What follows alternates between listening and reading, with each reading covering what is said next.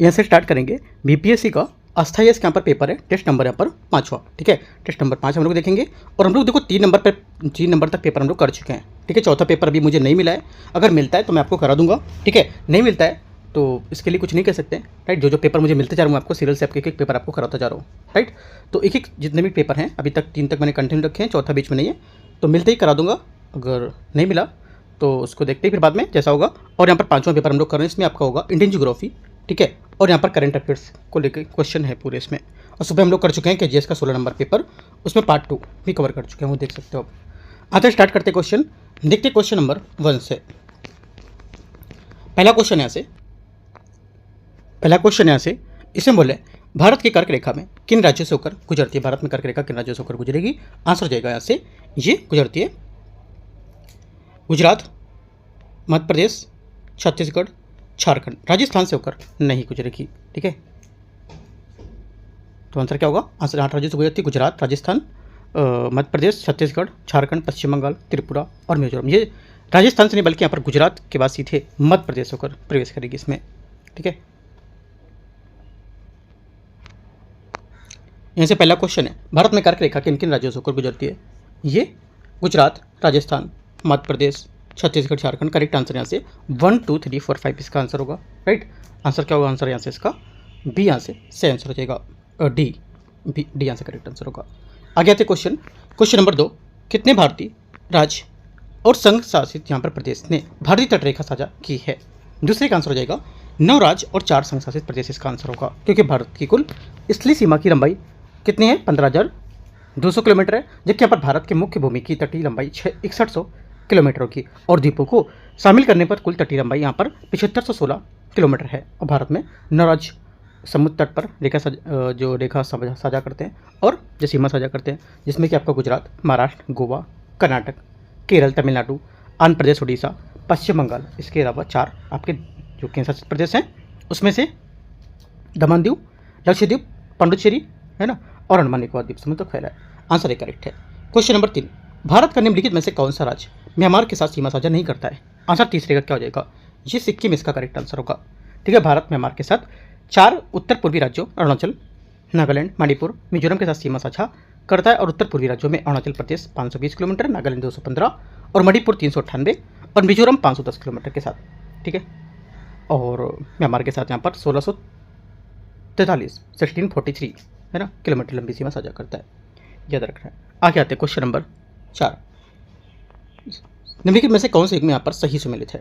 कौन से यहाँ पर सही है। आंसर हो जाएगा गुरु शिखर अरावली हो जाएगा, अरावली की सबसे ऊंची चोटी हो गई। अन्नामुडी पश्चिमी घाट के यहाँ पर सबसे ऊंची चोटी, महनगिरी पूर्वी घाट की सबसे ऊंची चोटी। तीनों बातें करेक्ट है, आंसर डी से हो जाएगा। क्वेश्चन नंबर 5 है, भारत में दून शब्द का संबंध किससे होगा। पांचवें का आंसर क्या हो जाएगा, बी करेक्ट है, हिमालय के बीच की घाटी इसका सही आंसर होगा, ठीक है। दून घाटियाँ शिवालिक और लघु हिमालय के बीच पाई जाती है। उदाहरण आप आपको मान सकते हो देहरादून, इसका करेक्ट आंसर होगा, ठीक है। तो बी सही आंसर है। क्वेश्चन नंबर 6, जोजिला दर्रा निम्नलिखित में से किस पर्वत श्रृंखला पर स्थित है। करेक्ट आंसर हो जाएगा छठे का, ये जास्कर श्रृंखला, ठीक है। जास्कर श्रृंखला क्या होगा, इसका आंसर होगा जास्कर नहीं, क्या होगा, जोजिला दर्रा जो है किस पर्वत श्रृंखला पर स्थित है। तो आंसर हो जाएगा आपका, हाँ ठीक है, जास्कर ही होगा, जास्कर श्रृंखला है, क्योंकि यहाँ पर जोजिला दर्रा जो है भारतीय केंद्र शासित प्रदेश लद्दाख की जास्कर श्रृंखला में स्थित है और श्रीनगर से ले जाने और सड़क मार्ग इसी दर्रे से होकर जाती है, ठीक है, याद रखना है। आगे क्वेश्चन आते हैं 7वां नंबर, भाबर क्षेत्र की विशेषता क्या बताता है। भाबर क्षेत्र क्या होता है, इसकी क्या विशेषता होती है। तो देखो यहाँ पर भाबर क्षेत्र जो होता है, ये शिवालिक के दक्षिण में कंकरीली भूमि होती है और जहाँ नदियों का जल अवशोषित कर लेना होता है, ठीक है। 7वें का क्या होगा, बी यहाँ से सही आंसर है। क्वेश्चन नंबर 8 है, 8वां, सुंदरवन डेल्टा का निर्माण किन नदियों द्वारा हुआ है। 8वें का करेक्ट आंसर हो जाएगा, ये हुआ है एक तो गंगा, ब्रह्मपुत्र और मेघना, ठीक है। तीनों यहाँ पर सुंदरवन डेल्टा जो विश्व की सबसे बड़ा डेल्टा है और जिसका निर्माण ब्रह्मपुत्र, गंगा, मेघना प्रणाली द्वारा हुआ है। क्वेश्चन नंबर 9, भारत में हरित क्रांति का सर्वाधिक प्रभाव किस फसल पर पड़ता है, बताना है। आंसर क्या होगा, करेक्ट आंसर हो जाएगा आपका 9वें का, ये गेहूं यहाँ से सही आंसर होगा। हरित क्रांति 1960 के दशक में सर्वाधिक यहाँ पर प्रभाव गेहूं पर पड़ा था, विशेषकर पंजाब, हरियाणा और पश्चिमी उत्तर प्रदेश के उच्च उपज किस्म में। और रासायनिक उर्वरक और सब्सिडी और सिंचाई को लेकर के यहाँ पर इसके कुछ घटक देखे गए थे, ठीक है।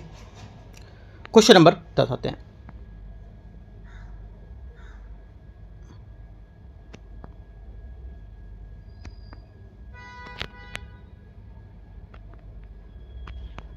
क्वेश्चन नंबर 10 है,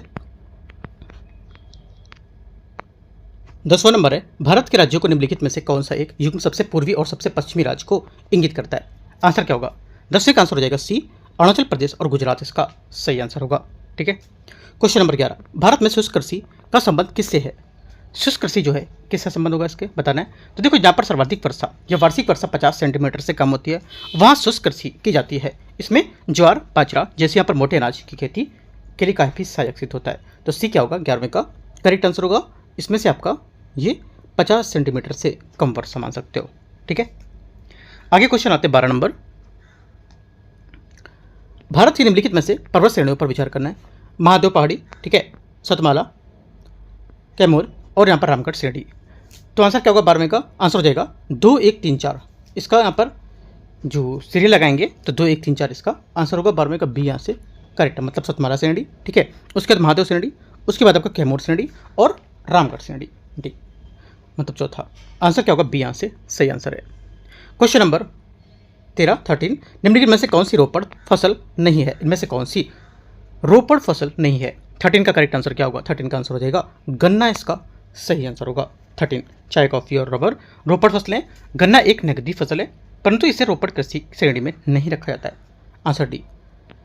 क्वेश्चन 14 14 नंबर है, निम्नलिखित में से कौन सा युग्म यहाँ पर सही सुमेलित है? 14 का आंसर क्या होगा? देखो 14 का जो आंसर हो जाएगा यहाँ से, ये काली मिट्टी कपास सही है, जलोढ़ मिट्टी जूट ये भी करेक्ट है। ठीक है। लेटराइट मिट्टी चाय ये भी करेक्ट है। और यहाँ पर उच्च वर्षा क्षेत्र चाहिए होता है, चाय में उच्च वर्षा क्षेत्र चाहिए होता है। ठीक है। तो कपास जूट और चाय, तो यहाँ पर डी सभी बातें इसकी करेक्ट हैं। क्वेश्चन 15 निम्नलिखित में से कौन सी मिश्रित खेती की प्रमुख विशेषता बताता है? मिश्रित खेती की प्रमुख विशेषता कौन सी है? आंसर हो जाएगा पशुपालन, शस्य उत्पादन को एक साथ करना और फलों को उगाना तथा सब्जियों को भी। ये क्या होगा? एक तरह से पशुपालन में शस्य उत्पादन को एक साथ करना। सी आंसर होगा 15 का। ठीक है। 15 का सी करेक्ट है, क्योंकि मिश्रित खेती से तात्पर्य होता है कि कई फसलों को उत्पादन के साथ साथ पशुपालन को बढ़ावा देना, और जिससे यहाँ पर जो खेती के साथ साथ पशुपालन भी हो सके, है ना, बचे हुए समय में, और किसान अपनी आय में वृद्धि कर सके। मिश्रित खेती से लाभ क्या होता है? इससे लाभ होता है कि पशुओं के प्राप्त होने वाले गोबर, है ना, ये भूमि से उपजाऊ शक्ति होती है, उसमें वृद्धि होती है, और इस तरह खेती करने के वर्ष में अधिकांश भाग आय नियमित रूप से प्राप्त होती रहती है। 15 का सी करेक्ट है। 16 फसल चक्र जो है क्रॉप यहाँ पर रोटेशन क्या होता है? इसका उद्देश्य क्या होगा? मुख्य उद्देश्य। 16 का जो आंसर हो जाएगा, ये मिट्टी की उर्वरता को बनाए रखना इसका क्या होता है? एक तरह से उद्देश्य है। ठीक है। 16 का, क्योंकि फसल चक्र से पृथ्वी की जो मिट्टियाँ हैं उसमें जो का पोषक तत्व है संतुलन बना रहता है इससे। ठीक है। और रोग कीट नियंत्रण से मदद मिलती है। आंसर एक करेक्ट है 16 का। 17 नंबर है, निम्नलिखित में से कौन सी नदियां पूर्व की ओर बहकर बंगाल की खाड़ी में गिरती है? 17 का आंसर हो जाएगा क्या? करेक्ट आंसर यहाँ से एक तो गोदावरी, दूसरा कृष्णा, चौथा आपका महानदी। नर्मदा नहीं होगी। 17 का करेक्ट है, गोदावरी कृष्णा महानदी पूर्व की ओर बहती है और नर्मदा पश्चिम की ओर बहकर अरब सागर में गिरेगी। 17 का करेक्ट है। क्वेश्चन 18 आते हैं। 18 नंबर है, भारत में उष्णकटिबंधीय वर्षा वन पाए जाते हैं कहाँ पर? 18 का आंसर क्या होगा? 18 का आंसर हो जाएगा अंडमान निकोबार द्वीप समूह, इसका सही आंसर होगा। ठीक है। 18 का क्या होगा? सी यहाँ से करेक्ट आंसर होगा। उष्णकटिबंधीय वर्षा वन इस प्रकार के वन, इस वर्षा का वन जो पृथ्वी के भूमध्य रेखा के पास पाए जाते हैं और आमतौर पर नम और गर्म वायु होते हैं, और उन पर क्षेत्रों में होते हैं, उन क्षेत्रों में होते हैं जहाँ पर शुष्क मौसम नहीं होता है, और हमें इसमें मौसम और औसतन वार्षिक वर्षा 1680 मिलीमीटर होती है, जो कभी कभी अधिक भी हो सकती है। और भारत में ऐसे वन पश्चिमी घाट, ठीक है, असम के ऊपरी हिस्से, राइट, तमिलनाडु और यहाँ पर लक्षद्वीप जो है उसके अंडमान निकोबार द्वीप समूह में होते हैं। राइट, याद रखना है सब बातें। आंसर क्या होगा? 18 का सी करेक्ट है।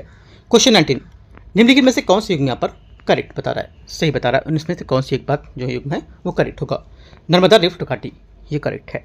नर्मदा और तापी रिफ्ट घाटी में बहती है और ये भ्रंश, ये फॉल्ट होता है, उसका संरचना का परिणाम बताती है। बी 19 का करेक्ट आंसर। 20 नंबर है, निम्नलिखित में से किस स्थान पर अलकनंदा तथा भागीरथ का संगम होता है? अलकनंदा भागीरथी का संगम कहाँ पर होता है? देवप्रयाग, इसका सही आंसर होगा। देवप्रयाग उत्तराखंड के टिहरी गढ़वाल क्षेत्र में जिले में स्थित प्रसिद्ध तीर्थ स्थल है। ये अलकनंदा और भागीरथी नदियों के संगम पर स्थित है और देवप्रयाग उत्तराखंड के पंच प्रयागों में से एक माना जाता है। 20 का क्या होगा? बी करेक्ट है। 21 नंबर है, भारत में सबसे बड़ा नदी डेल्टा किस नदी प्रणाली द्वारा निर्मित है? 21 21वें का सही आंसर क्या होगा?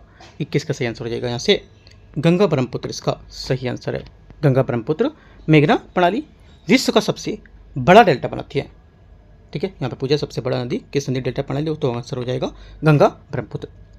22 नंबर है, निम्नलिखित में से कौन सी नदी एस्चुरी बनाती हैं? ठीक है, एस्चुरी बनाती हैं। देखो, नर्मदा और तापी अरब सागर में एस्चुरी बनाती हैं, जबकि पूर्व की ओर बहने वाली नदियाँ डेल्टा बनाएंगी। 22वें का सी करेक्ट आंसर है। क्वेश्चन नंबर 23 निम्नलिखित में से कौन सी नदी ब्रह्मपुत्र की सहायक नदी नहीं है? ब्रह्मपुत्र की सहायक नदी नहीं है, आंसर क्या हो जाएगा? 23 का डी करेक्ट है, कोसी से आंसर होगा। कोसी गंगा नदी की सहायक नदी है और मानस, सुबनसिरी और तीस्ता ब्रह्मपुत्र की सहायक नदियाँ होंगी। 23 का क्या होगा? डी करेक्ट है। क्वेश्चन 24 है, निम्नलिखित में से कौन सी नदी अमरकंटक से निकलती है? अमरकंटक से निकलती कौन सी नदी? आंसर हो जाएगा आपका यहाँ से, ये निकलती है एक तो नर्मदा और एक आपका यहाँ से सोन करेक्ट हो जाएगा। नर्मदा और सोन अमरकंटक पठार से निकलती है और महानदी छत्तीसगढ़ के सिहावा से निकलेगी। तो तीनों पॉइंट आपको नोट कर लेना है। आंसर क्या होगा? बी करेक्ट है, 1 और 2।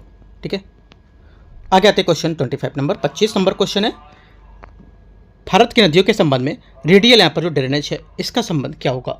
इसका संबंध किससे है? इसका किसका उदाहरण है ये? आंसर हो जाएगा 25 का, ये अमरकंटक क्षेत्र को लेकर के बताता है, क्योंकि यहाँ पर जो रेडियल ड्रेनेज से नदियाँ एक केंद्रीय उच्च स्थल को चारों ओर बनती हैं, बहती हैं, और ये अमरकंटक, नर्मदा और सोन आदि जो विभिन्न दिशाएं हैं उसमें बहेंगी। आंसर क्या होगा? 25 का ए करेक्ट हो जाएगा। 26 आते हैं। 26 है, केंद्रीय स्थान सिद्धांत किसके द्वारा प्रतिपादित किया गया था? 26 का आंसर हो जाएगा क्या? ये वॉल्टर क्रिस्टालर इसका सही आंसर होगा। वॉल्टर क्रिस्टालर ने 1933 में यह सिद्धांत दिया था कि यह सेवा केंद्रों के पदानुक्रम और स्थानिक वितरण को समझाएगा। ठीक है, 26 का सी यहाँ से आंसर होगा। 27 नंबर आते हैं।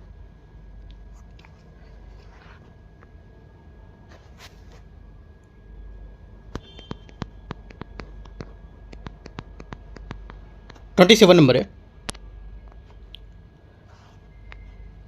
भारत में लौह इस्पात उद्योग के विकास के निम्नलिखित में से कौन सा कारक सर्वाधिक महत्वपूर्ण रहा है?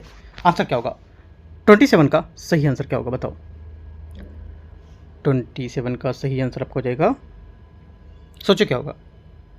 थोड़ा सा अपना माइंड होगा, क्वेश्चन सॉल्व हो जाएगा, आसान है, क्योंकि यहाँ पर भारत में लौह इस्पात के जो उद्योग है उसके विकास में कौन से यहाँ पर कारक जो महत्वपूर्ण हो सकते हैं ये बताना है। ठीक है, देखो महत्वपूर्ण जो हो सकते हैं, करेक्ट आंसर हो जाएगा, बता देता हूँ मैं। 27 का सही आंसर कच्चे माल की उपलब्धता। देखो, लौह इस्पात को लेकर पूछा, यहाँ पर जलवायु तो हो नहीं सकता था, पर्यटन हो नहीं सकता, तटीय स्थिति हो नहीं सकती थी, जो कच्चे माल उसको लेकर के हम लोग इसमें इसके विकास को लेकर के काम कर सकते थे।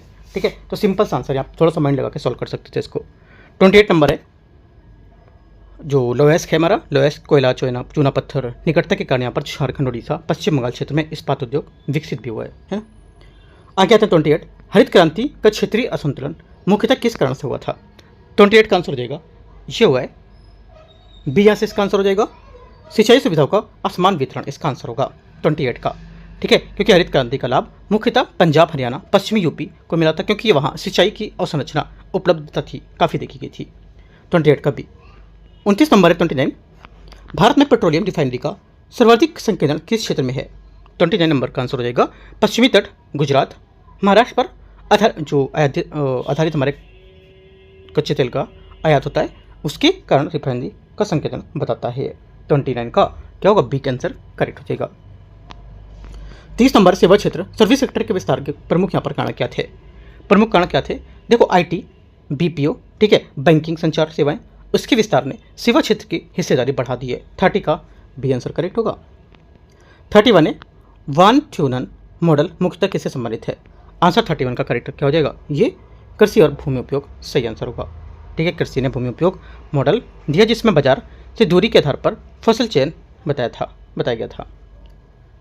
क्वेश्चन नंबर 32 निम्नलिखित में से कौन सा कथन यहाँ पर सही है? भारत में आईटी उद्योग संकेंद्रण मुख्यतः महानगरों में है, पहला क्या होगा? 32 का पहला स्टेटमेंट यहाँ से ये करेक्ट है, क्योंकि आईटी उद्योग बेंगलुरु, हैदराबाद जैसे शहरों में केंद्रित है। सेज जो है एसईजेड मतलब स्पेशल इकोनॉमिक जोन, ये निर्यात सेवा प्रोत्साहन हेतु स्थापित किए गए हैं। सेकेंड बात भी करेक्ट होगी। तीसरा, बंदरगाह उद्योग तटीय क्षेत्रों में अधिक विकसित होते हैं। तीसरी बात भी करेक्ट है। तीनों बातें यहाँ से 32 का एकदम सही है। आंसर डी यहाँ से करेक्ट आंसर है। 33 नंबर है, निम्नलिखित में से कौन सा उद्योग बंदरगाह आधारित उद्योग का उदाहरण माना जाता है। 33 का आंसर क्या होगा? 33 का आंसर हो जाएगा पेट्रोकेमिकल उद्योग, इसका आंसर होगा। पेट्रोकेमिकल उद्योग ऐतित कच्चे तेल पर निर्भर होते हैं और इसलिए ये तटीय क्षेत्रों जैसे गुजरात, महाराष्ट्र में विकसित होते हैं। ठीक है।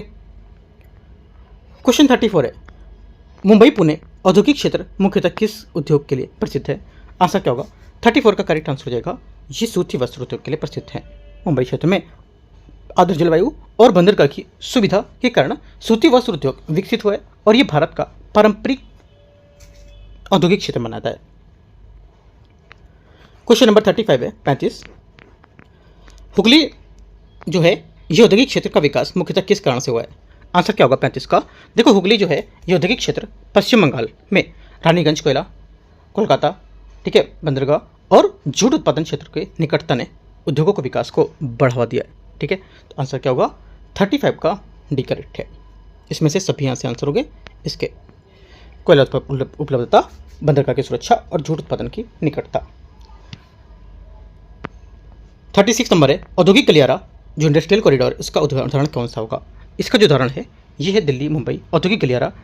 एक प्रमुख औद्योगिक गलियारा है जिसका उद्देश्य विनिर्माण और निवेश को क्या करना? बढ़ावा देना होगा। 36 का आंसर क्या है? ए नंबर करेक्ट है।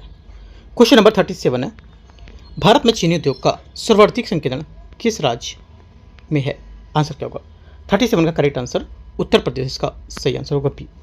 ठीक है, उत्तर प्रदेश गन्ना उत्पादन में अग्रणी है, इसलिए चीनी उद्योग का भी अधिक संकेंद्रण यहीं पर होता है। B answer 37। 38, निम्नलिखित में से कौन सा कथन यहाँ पर सही होगा? भारत के अधिकांश भारी उद्योग पूर्वी भाग में केंद्रित है। ठीक है, पहला क्या होगा? 38 का पहला स्टेटमेंट यहाँ से करेक्ट होगा। सेकेंड बात, आईटी उद्योग मुख्यतः कच्चे माल पर निर्भर होते हैं। सेकेंड बात क्या होगी? सेकेंड बात यहाँ से गलत हो जाएगी। ठीक है, सेकेंड बात यहाँ से गलत है क्योंकि आईटी उद्योग कच्चे माल पर नहीं बल्कि यहाँ पर कुशल श्रम और अवसंरचना पर निर्भर होते हैं। तीसरा है, बंदरगाह आधारित उद्योग तटीय क्षेत्रों में विकसित होते हैं। ये बात करेक्ट है। 1 और 3 सही है। 38 का आंसर बी। 39 भारत में लौह अयस्क का सर्वाधिक उत्पादन किस राज्य में होता है? 39 का आंसर क्या होगा? 39 का आंसर हो जाएगा बी। यहाँ से करेक्ट है, उड़ीसा, इसका सही आंसर है। ठीक है, उड़ीसा भारत में लौह अयस्क उत्पादन में अग्रणी है और कोंचवार और सुंदरगढ़ प्रमुख क्षेत्र हैं। ये इस्पात उद्योग के लिए कच्चा माल प्रदान करते हैं। आंसर 39 का बी करेक्ट है। 40 नंबर है, निम्नलिखित में से कौन सा खनिज ऊर्जा खनिज मिनरल है?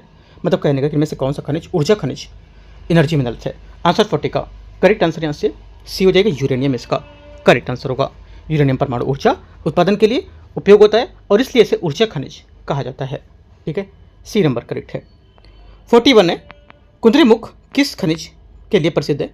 कुंद्रेमुख किस खनिज के लिए प्रसिद्ध? आंसर हो जाएगा ये प्रसिद्ध है लौह अयस्क के लिए, है ना। इसका आंसर क्या होगा? लौह अयस्क, इसका आंसर होगा कुंद्रेमुख। कर्नाटक लौह अयस्क खनन के लिए प्रसिद्ध है और यहाँ निर्यात उन्मुख खनन होता है।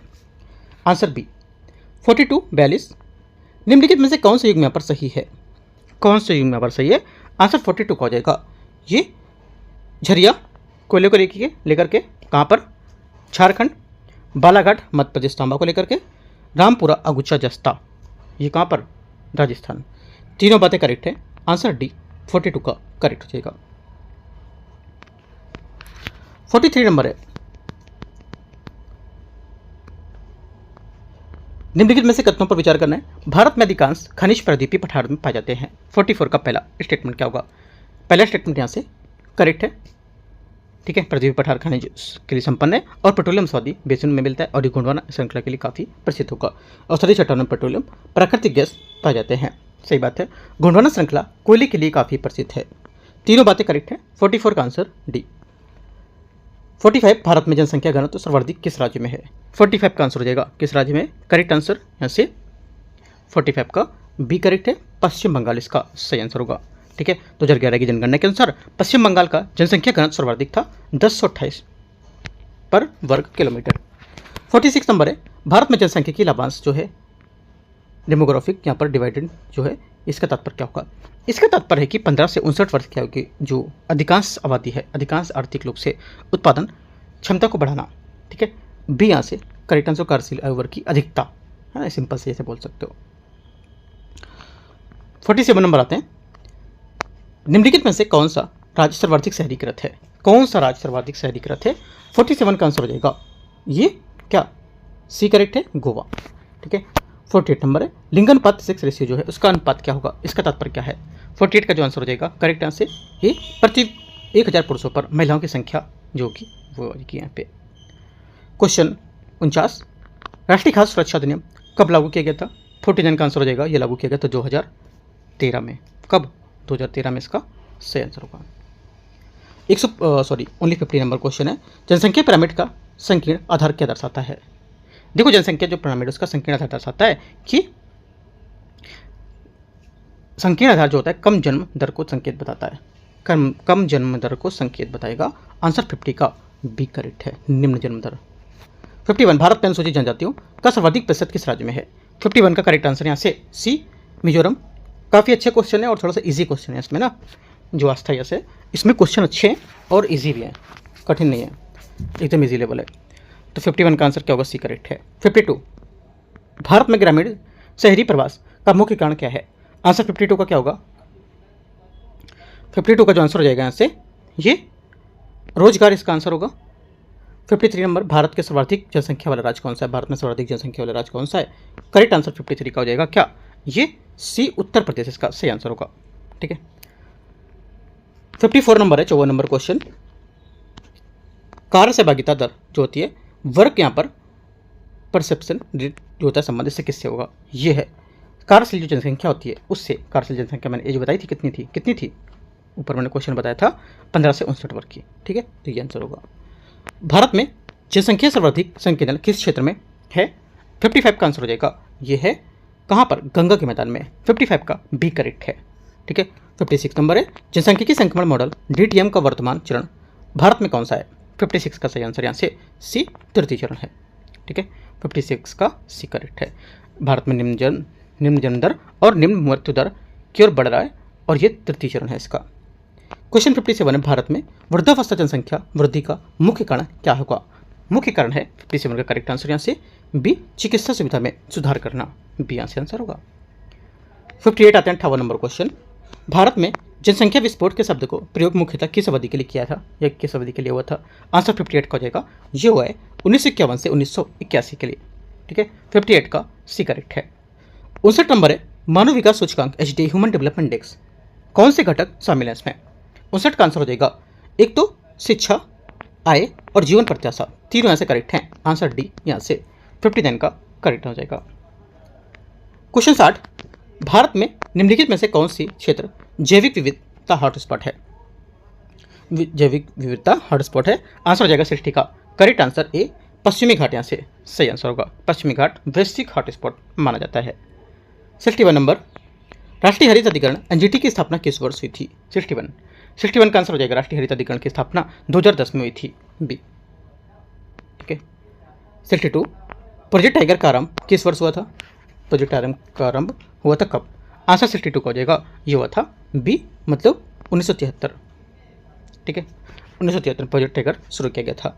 63 नंबर है, पश्चिमी घाट को जैव विविधता हॉटस्पॉट का दर्जा किस संस्था द्वारा दिया गया था? करेक्ट आंसर 63 का हो जाएगा ये दिया गया था संरक्षण अंतर्राष्ट्रीय, इसका सही आंसर होगा 63 का सी यहाँ से सही आंसर है।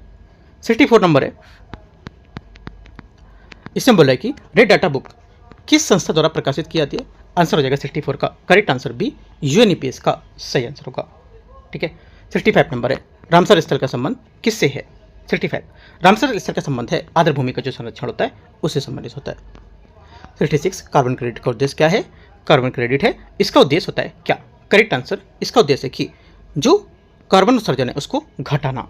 ठीक है, 67, राष्ट्रीय स्वच्छ वायु कार्यक्रम NCAP का उद्देश्य क्या होगा? इसका उद्देश्य क्या है? 67 का आंसर हो जाएगा बी, वायु प्रदूषण में कमी लाना।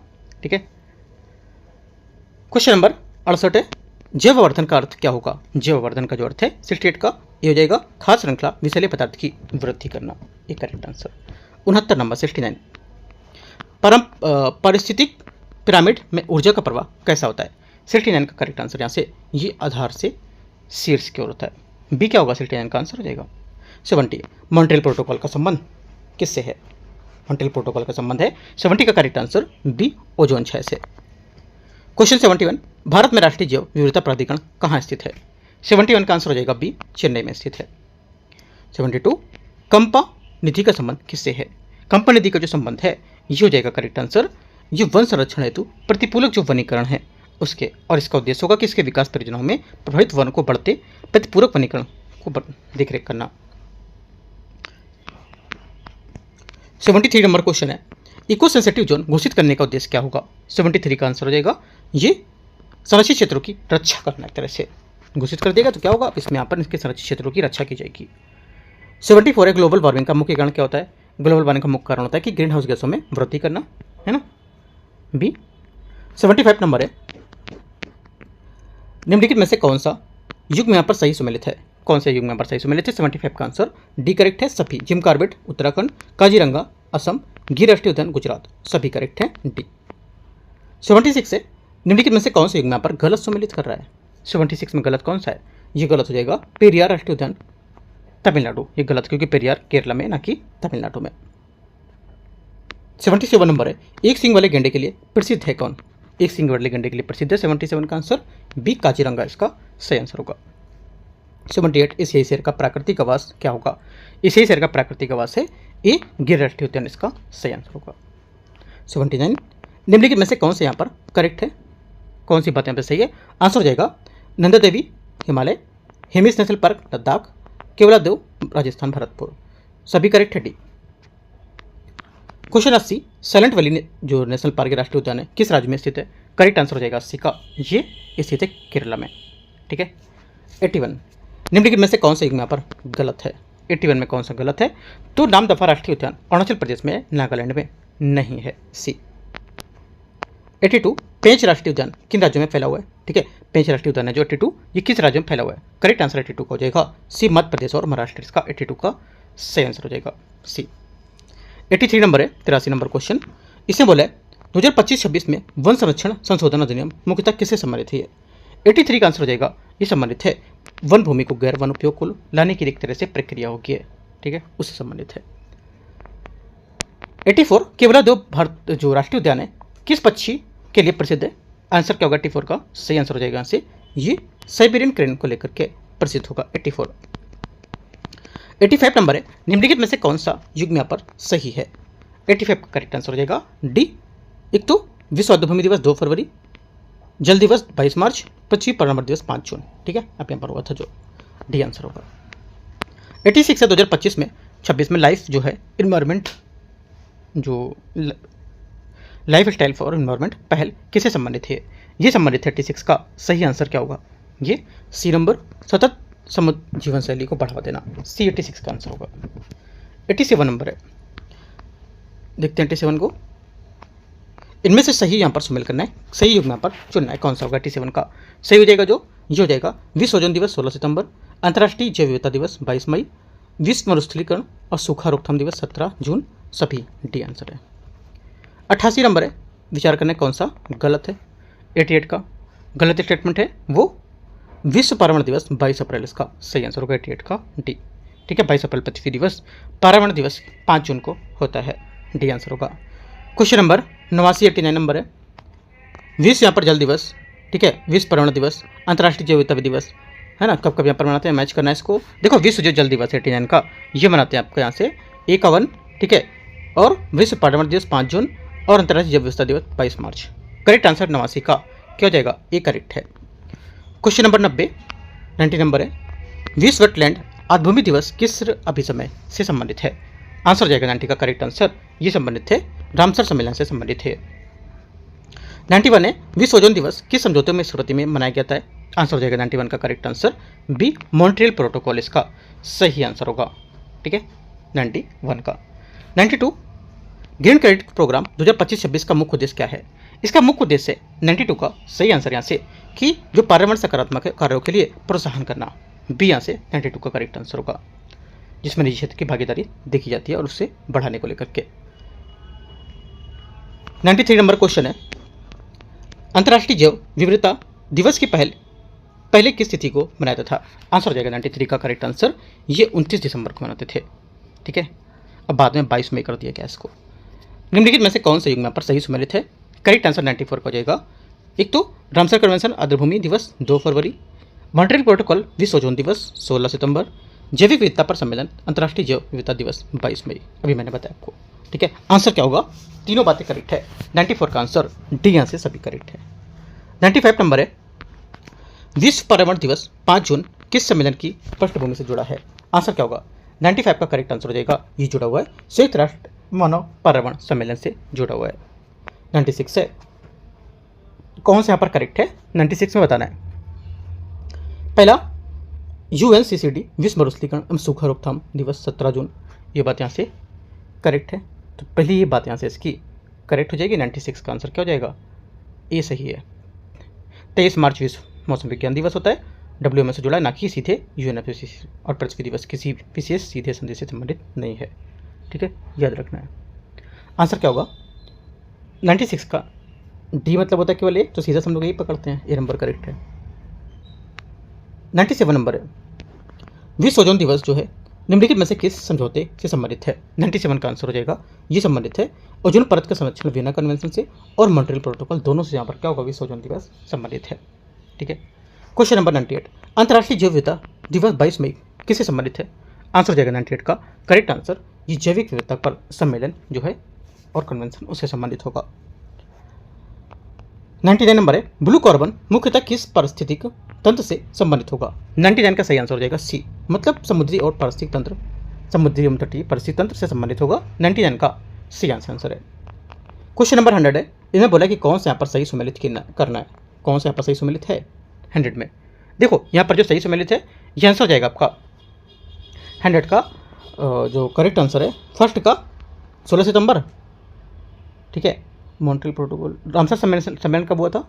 रामसर सम्मेलन आपका हुआ था 2 फरवरी, जैव विविधता पर सम्मेलन 22 मई। करेक्ट आंसर 100 का ये करेक्ट है। 101 नंबर क्वेश्चन है, इससे बोला पृथ्वी दिवस 22 अप्रैल का प्रत्यक्ष संबंध किससे है? 101 का आंसर क्या हो जाएगा? 101 का आंसर हो जाएगा किसी विशेष अंतर्राष्ट्रीय संधि से नहीं होगा। ठीक है, पृथ्वी दिवस का जन जागरूकता अभियान से होगा और ये किसी एक संधि पर सीधे नहीं जुड़ा हुआ है। ठीक है, याद रखना है। 102 आते हैं, भारत का भौतिक विभाजन निम्नलिखित में से किसके आधार पर किया गया था? आंसर हो जाएगा 102 का बी, स्थल रूप इसका सही आंसर होगा। भौतिक विभाजन स्थलाकृति और स्थल रूप के जो पर्वत पठार मैदान है उसको लेकर के किया जाता है। 103 नंबर है, निम्नलिखित में से कौन सा भारत का भौतिक विभाजन नहीं है? करेक्ट आंसर पूर्वी घाट पर्वतमाला, पूर्वी घाट मैदान, कोई मानक भौतिक विभाजन नहीं होगा। आंसर 103 का डी, पूर्वी घाटी मैदान। ठीक है, 104 नंबर है, ट्रांस हिमालय में कौन सी पर्वतमालाएं शामिल हैं? 104 का आंसर क्या होगा? 104 का जो आंसर हो जाएगा ये करेक्ट है, काराकोरम, लद्दाख, जास्कर चिनाडी, इसका सही आंसर होगा 104 का। 105 नंबर है, भाबर क्षेत्र किस भौतिक भाग का हिस्सा है? 105 का सही आंसर क्या होगा? 105 का सही आंसर हो जाएगा बी, आंसर करेक्ट है, उत्तरी मैदान। ठीक है, 106 नंबर है, निम्नलिखित में से कौन से युग यहाँ पर सही सुमेलित है? 106 में कौन से यहाँ पर सही सुमेलित है? अरावली पर्वत श्रृंखला, अपशिष्ट पर्वत, ये बात क्या होगी? इसका सही आंसर होगा। ठीक है, 106 नंबर का, 106 का ये करेक्ट है। 107 नंबर है, निम्नलिखित में से कौन सा यहाँ पर पश्चिमी तट का मैदान का भाग है? पश्चिमी तट के मैदान का भाग इनमें से कौन सा है? आंसर हो जाएगा कोंकण तट, इसका सही आंसर होगा। 108 नंबर क्वेश्चन है, 108 है, निम्नलिखित में से विचार करना है, उत्तरी मैदान मुख्यतः जलोढ़ निक्षेप से बना हुआ है। पहली बात क्या होगी? पहली बात यहाँ से करेक्ट है। सेकेंड बात है, दक्कन का पठार ढाल के पश्चिम पूर्व की ओर होता है। सेकेंड बात भी करेक्ट है, दोनों बातें यहाँ से करेक्ट है, सी 108 का करेक्ट आंसर हो जाएगा। 109, अंडमान निकोबार द्वीप समूह किस भौतिक भाग से संबंधित होगा? 109 का करेक्ट आंसर हो जाएगा, ये संबंधित है ज्वालामुखी और पर्वतीय श्रृंखला हिमालय के समुद्री विस्तार से। ठीक है, 109 का आंसर बी करेक्ट है, अंडमान निकोबार द्वीप समूह के भीतर जो हिमालय प्रणाली है उसका विस्तार माने जाते हैं और एक टेक्टोनिक गतिविधि से संबंधित होगा। ठीक है, 110 नंबर आते हैं, 110 से भारत में अपने पड़ोसी देशों के मध्य अंतर्राष्ट्रीय सीमा के विस्तार का आरोही क्रम क्या होगा? इसका जो आरोही क्रम हो जाएगा ये हो जाएगा, पहला आएगा नेपाल। ठीक है, पहला आपका नेपाल आएगा, उसके बाद आपका आएगा पाकिस्तान, राइट, उसके बाद पहला चीन और उसके बाद आपका दूसरा बांग्लादेश। 4 3 1 2 मतलब 110 का क्या होगा आंसर? बी करेक्ट है। 111 भारत की दक्षिणतम पर्वत श्रेणी कौन सी है? 111 का सही आंसर हो जाएगा सी कार्डेमम, इसका सही आंसर होगा। भारत की सबसे दक्षिण पर्वत श्रृंखला कार्डेमम पर्वत है जो केरल में स्थित है और यहाँ मसालों का सबसे बड़े पैमाने पर उत्पादन किया जाता है और ये पश्चिम घाट का एक हिस्सा होगा। 112 निम्नलिखित में से कौन सी जनजाति भारत के अंडमान और निकोबार द्वीप समूह में मूल निवासी नहीं है? 112 का आंसर हो जाएगा बी रिंगमा, इसका सही आंसर होगा। राइट, आगे आते हैं क्वेश्चन 113 नंबर।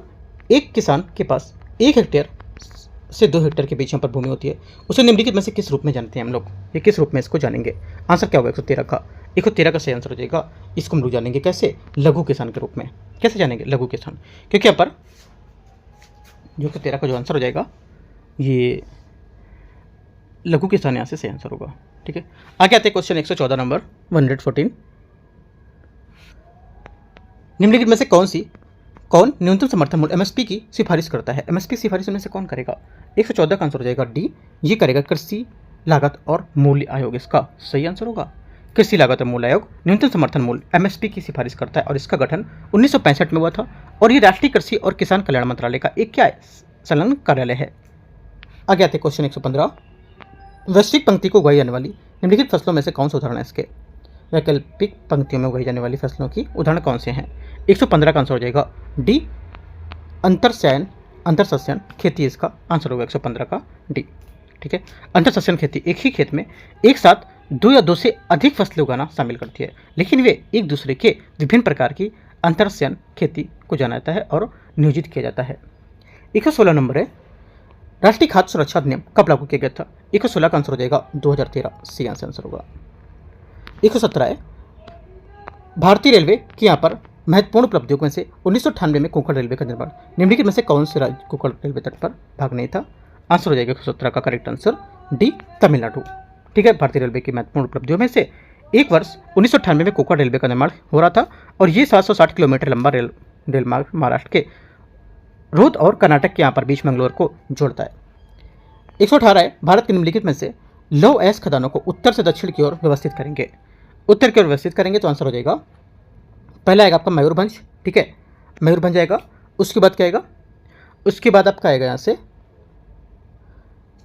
दुर्ग। ठीक है, उसके बाद आपका आएगा पहला पोलाडीला और इसके बाद मयूरभंज, तीसरा बेल्लारी। 2 4 1 3 इसका आंसर हो जाएगा सी नंबर 118 का सही आंसर है। 119 नंबर है, भारत का सबसे बड़ा प्राकृतिक बंदरगाह कौन सा है?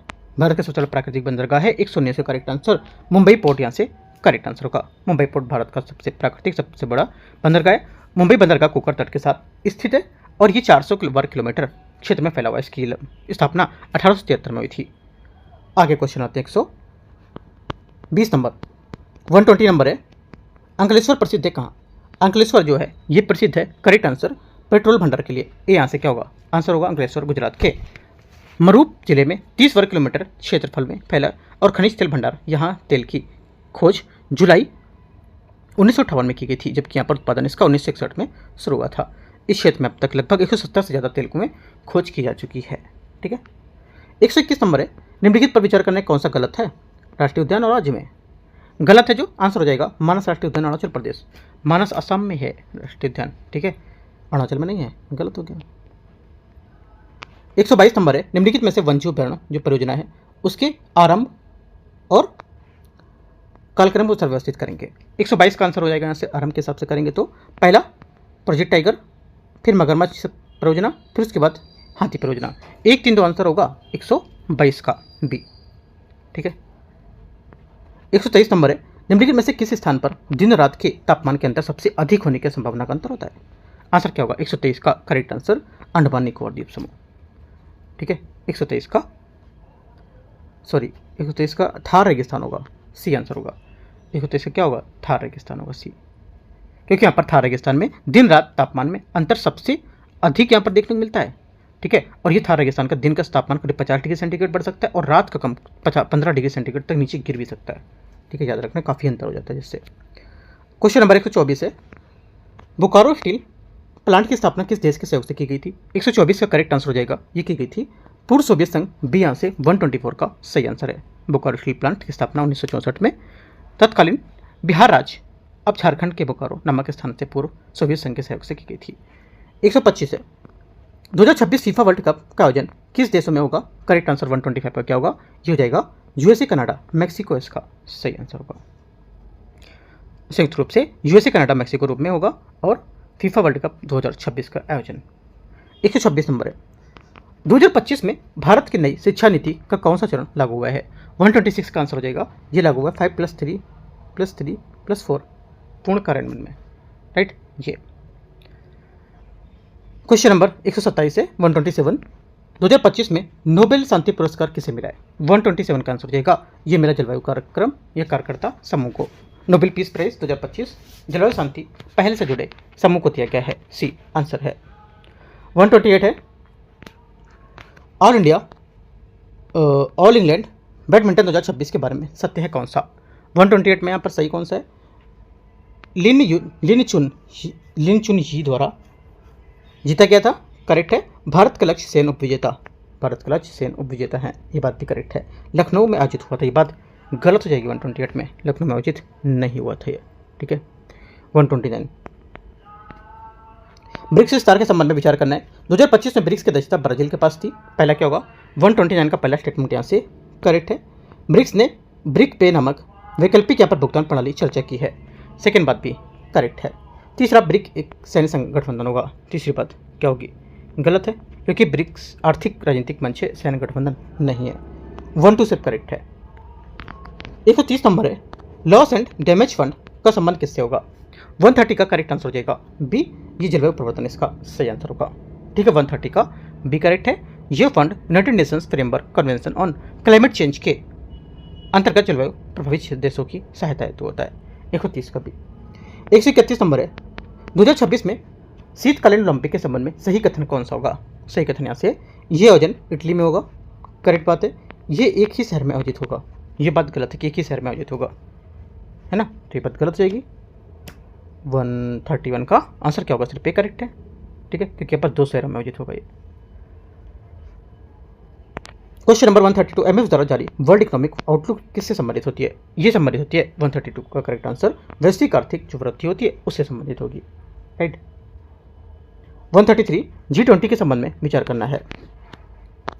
ये एक औपचारिक संधि आधारित संगठन होगा। 133 का पहला क्या होगा? करेक्ट है, पहला क्या होगा? करेक्ट होगा। 133 का जो पहला स्टेटमेंट है यहाँ से ये गलत होगा क्योंकि G20 एक आधारित संस्था नहीं है, G20 संधि आधारित संस्था नहीं होगी, है ना, ये बात गलत है। इसमें यूरोपियन यूनियन के सदस्य भी होते हैं, ये बात सही है, केवल दूसरा स्टेटमेंट सही है यहाँ से। एससीओ के संबंध में विचार करना है, देखते हैं 134 में क्या बोला है। यहाँ बोला है कि इसका मुख्यालय बीजिंग में होगा, सही बात है, और ये भारत उसका पूर्ण सदस्य है, ये भी बात करेक्ट है, दोनों बात करेक्ट है। 134 का आंसर क्या होगा? सी। 135 2026 फीफा विश्व कप के बारे में विचार करना है। 35 में आंसर हो जाएगा ये तीनों देशों में आयोजित होगा, ये 3 देश में आयोजित होगा ये, है ना। क्या होगा? पहली बात यहाँ से करेक्ट है क्योंकि यहाँ पर यूएसए, कनाडा, मैक्सिको में, तीनों देशों में, और ये इसमें 48 टीमों वाला पहला विश्व कप ही होगा, ये बात भी करेक्ट है, दोनों सही है, सी। 36 नंबर है राज्यपालों की नियुक्ति के बारे में सही यहाँ पर सम्मिलित कौन सा नहीं कर रहा है, ये बताना है। सही यहाँ पर सम्मिलित नहीं है 136 का। एक तो पहला बोला है ये सैयद अता हसनैन बिहार, श्री नंद किशोर यादव नागालैंड, ये बात भी करेक्ट है। तीसरा यहाँ पर है श्री तरनजीत सिंह संधू दिल्ली और श्री विनय कुमार सक्सेना उत्तर प्रदेश। विनय कुमार सक्सेना उत्तर प्रदेश में नहीं होगा, ये बात यहाँ से गलत है, ठीक है, डी।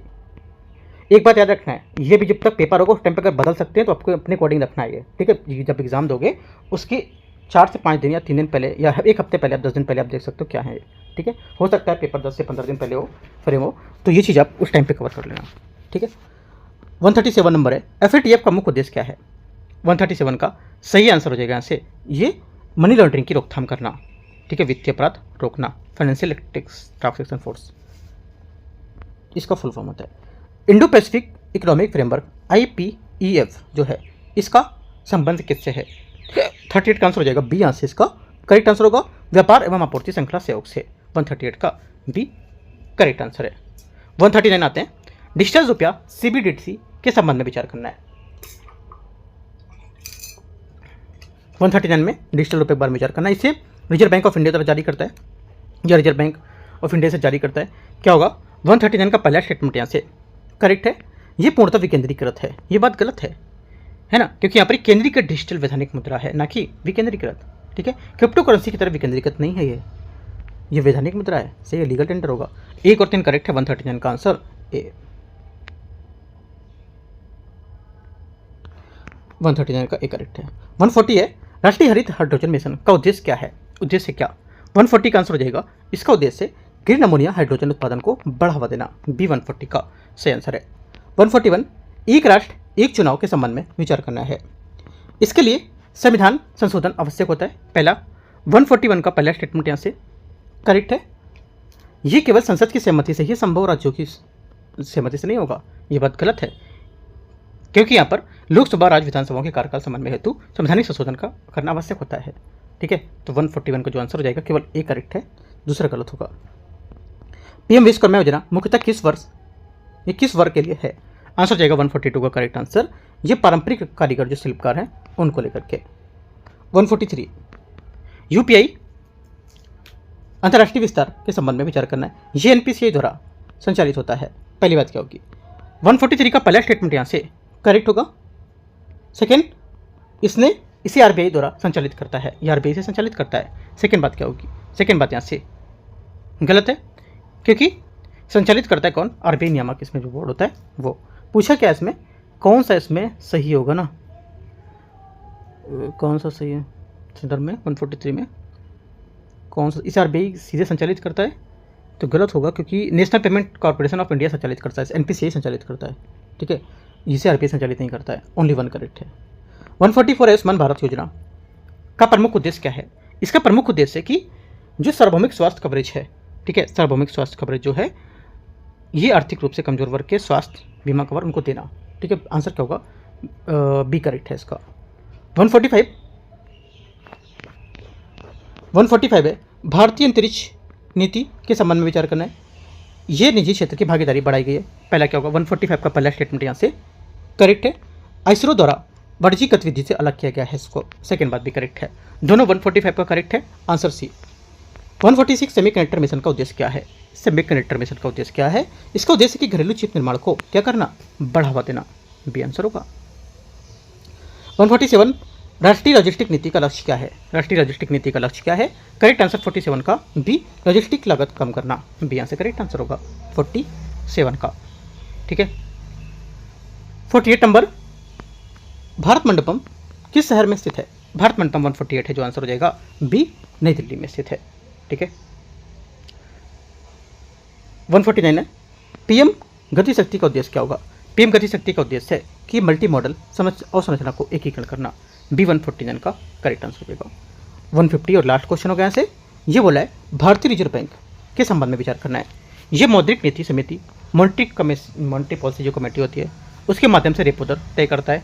पहली बात करेक्ट है। सेकेंड बात है, एमपीसी केवल आरबीआई के अधिकारी होते हैं, ये बात गलत है। आरबीआई के साथ साथ यहाँ पर जो गवर्नमेंट होती है हमारी, उसके भी अधिकारी होते हैं। 50 का आंसर क्या हो जाएगा? ए करेक्ट है। ठीक है, 12 सदस्य भी शामिल होते हैं इसमें, ओनली 1 करेक्ट है। तो इस टाइप से हम लोग ने आज 150 क्वेश्चन पूरे कर लिए, क्योंकि आज था इसका पेपर था, सिंपल था, इजी था, तो हम लोगों ने इसके पूरे 150 क्वेश्चन एक ही पार्ट में कवर कर लिए।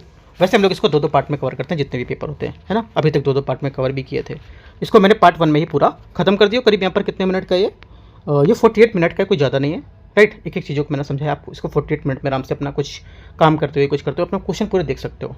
ठीक है, तो अच्छे क्वेश्चन है, बट थोड़ा सा ईजी थे, राइट। अब हम लोग यहाँ पर टेस्ट नंबर 5 क्या हो चुका है? कवर हो चुका है। अब हम लोग करेंगे कौन सा?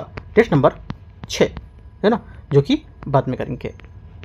3 के बाद 4 को गैप दिया, क्योंकि 4 मुझे नहीं मिला है, 5वां किया है। 5वें बाद हम लोग अगला करेंगे 6ठा नंबर पेपर, राइट। और उसके बाद हम लोग स्टार्ट करेंगे ज्ञान बिंदु का test number 2 full length paper. जो देखो फुल लेंथ पेपर हो रहे हैं, उसके जो पहले बचेंगे पेपर वो मैं आपको बाद में कराता जाऊँगा, सेक्शनल वाले, ठीक है, क्योंकि फुल लेंथ करते करते हम लोग थक जाएंगे बीच में। तो क्या है, बीच में सेक्शनल वाले पेपर उठा लेंगे, सेक्शनल पेपर भी हम लोग करेंगे बीच में सॉल्व, ऐसे करना है, राइट। जैसे अगर करीब 3 पेपर हमने फुल लेंथ सॉल्व कर लिए और एक सेक्शनल भी कर लो, ज़्यादा अच्छा रहेगा वो। ठीक है, तो एंड करते हैं इसको। और सुबह आप देख सकते हो कि जैसे कराया था टेस्ट मैंने 16 नंबर, वो भी देख सकते हो। एंड करते हैं। All the best, thank you.